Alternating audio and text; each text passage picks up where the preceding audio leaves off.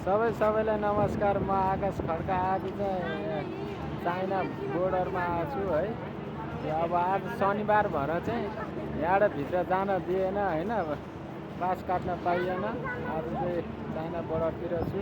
अब यता नेपाल सिन्धुपाल्चोक यता है,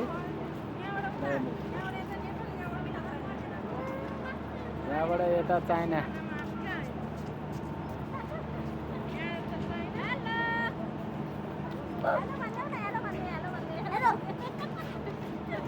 चाइना र नेपालको बोर्डरमा घुम्न आइपुगे। आज चाहिँ म बच्चाहरू हेर्नु त कति चल्यो बच्चाहरू।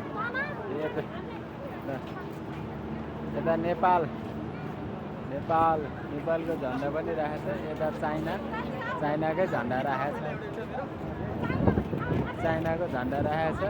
यता नेपालको झन्डा राखेको छ ऊ है, टक्क लाएर।